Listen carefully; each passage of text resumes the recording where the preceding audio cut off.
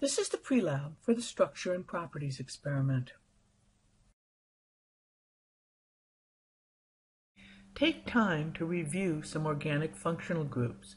There are several pages in the lead-in in the lab manual for the oxidation reduction experiment that show examples of some of the important functional groups you'll be working with in this experiment.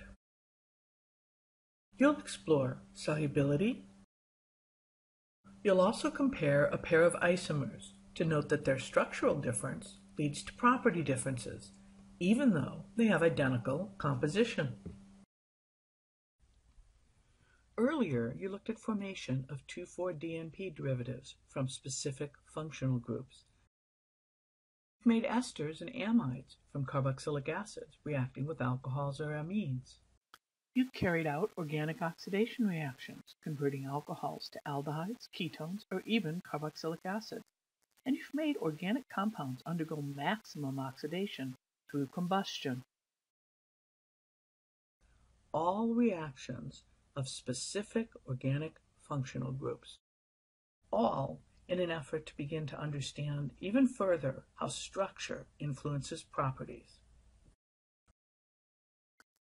First, you'll investigate how structure influences solubility. Remember though, dissolving or not is not a chemical reaction, but this process does have strong connections to structural features. One of the properties you'll investigate is solubility. It's important to remember that solubility testing is a process. One can't just look at the beginning and then the end. It's important to watch it happen. You'll use a specified amount of solvent. You'll put about 1 ml of the specified solvent, either polar water or nonpolar heptane or Lagrogne, into a medium test tube.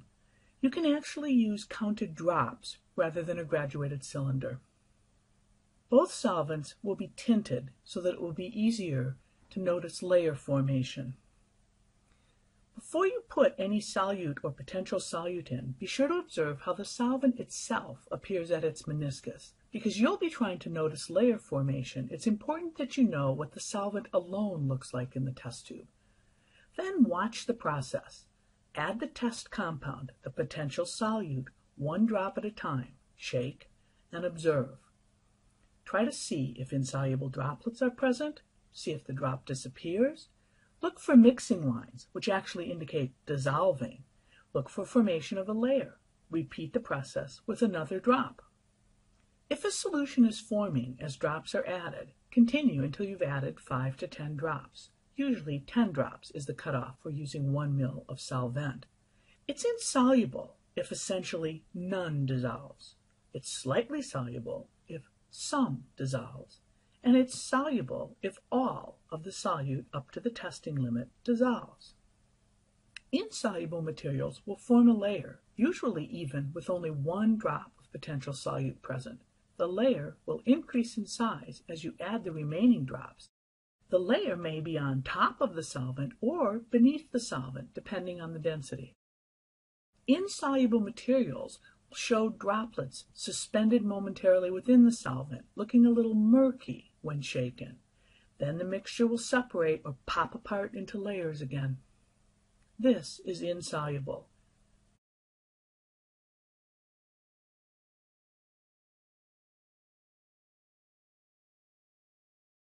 Slightly soluble materials will dissolve for the first few drops added. You may see mixing or swirling lines throughout the solvent. This actually is dissolving. But later, after several drops have been added, a layer begins to form. Only some of the solute was able to dissolve. Slightly soluble materials are definitely the most difficult to identify. Slightly soluble means that some of the solute will dissolve, but that it stops dissolving after just a few drops of solute have been added. So at first, there is no layer, but then after a few more drops, a layer appears. Soluble materials will continue to dissolve for all of the drops added up to the testing limit. You may see swirling and mixing lines as this dissolving occurs, but no layers will form at any point.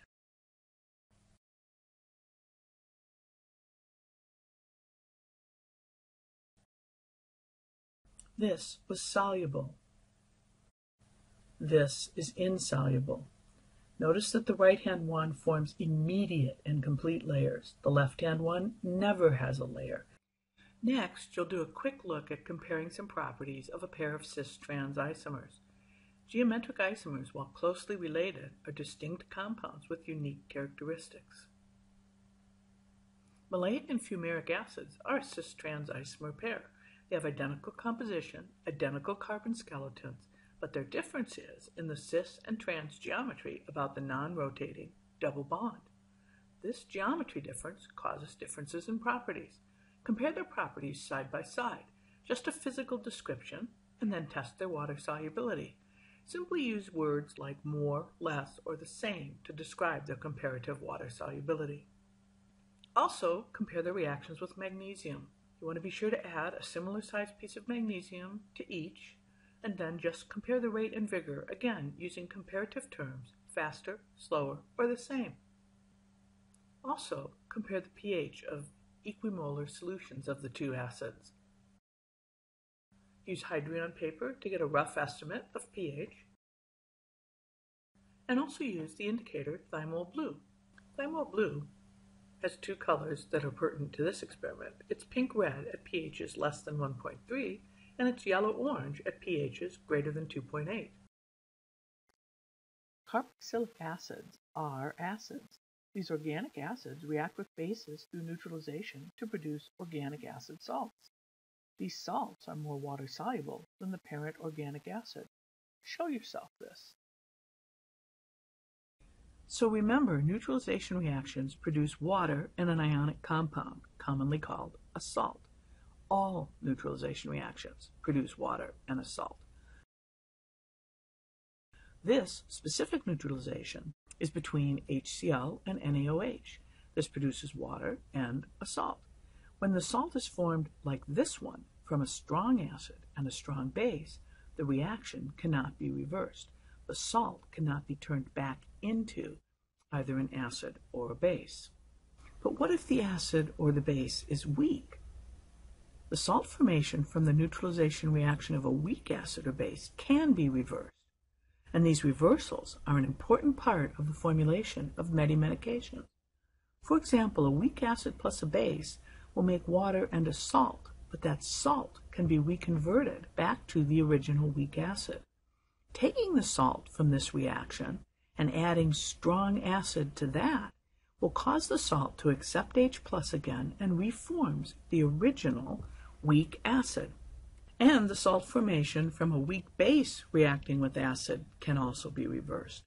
Taking the salt from this kind of reaction and adding strong base to that salt will cause the salt to donate H plus, and this reforms the original or parent weak base.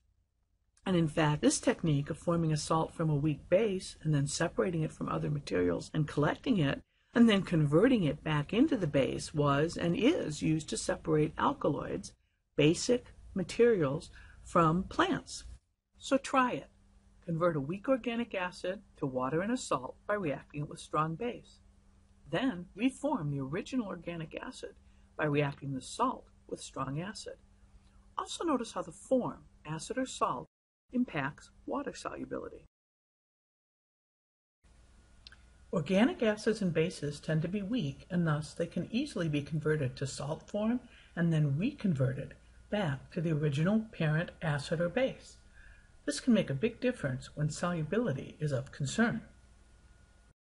Carboxylic acid groups, weak organic acids, and amine groups, weak organic bases, are often incorporated into compounds whose use is enhanced by the ability to form salts and reform parent compounds.